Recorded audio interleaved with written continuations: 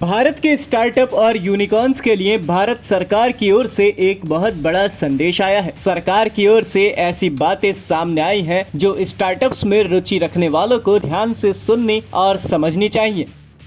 DPIIT के अतिरिक्त सचिव श्री अतीश कुमार सिंह को CII और मॉजलिक्स के सहयोग से आयोजित यूनिकॉर्न समिट 2026 में मुख्य अतिथि के तौर पर बुलाया गया था।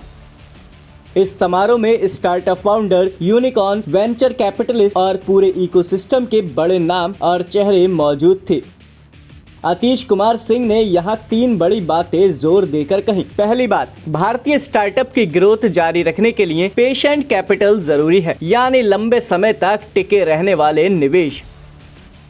दूसरी अहम बात उन्होंने ये कही कि लेट स्टेज फंडिंग की उपलब्धता बढ़ानी होगी ताकि यूनिकॉर्न और ग्रोइंग स्टार्टअप्स के पास स्केल तक जाने के लिए पैसा हो। और तीसरी बड़ी बात में उन्होंने भारतीय निवेशकों से अपील की कि वे स्टार्टअप इकोसिस्टम में ज्यादा गहराई से जुड़ें।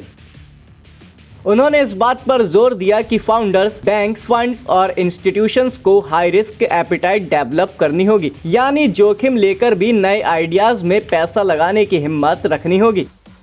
उन्होंने इंडस्ट्री लीडर से कहा कि वे इनोवेशन सैंडबॉक्स बनाएं, यानी एक ऐसा प्लेटफॉर्म जहां स्टार्टअप आकर बिना डर के एक्सपेरिमेंट कर सकें। इसके साथ साथ मेंटरशिप सपोर्ट बढ़ाएं और एंटरप्रेन्योर इन रेजिडेंस यानी EIR जैसे प्रोग्राम्स को प्रमोट करें ताकि युवा फाउंडर्स को रोल मॉडल, गाइडेंस और नेटवर्क मिल सके।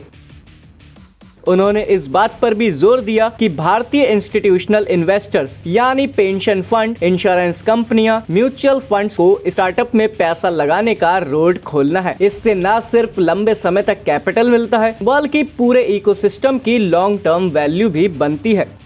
अंत में उन्होंने सरकार के कमिटमेंट को भी दोहराया, यानी भारत को strong, innovation driven startup ecosystem बनाने की दिशा में काम जारी रहेगा। ये पूरी दिशा विकसित भारत 2047 के विजन के साथ अलाइन है, यानी 2047 तक भारत को एक विकसित टेक फ्यूचरिस्ट नेशन बनाना है।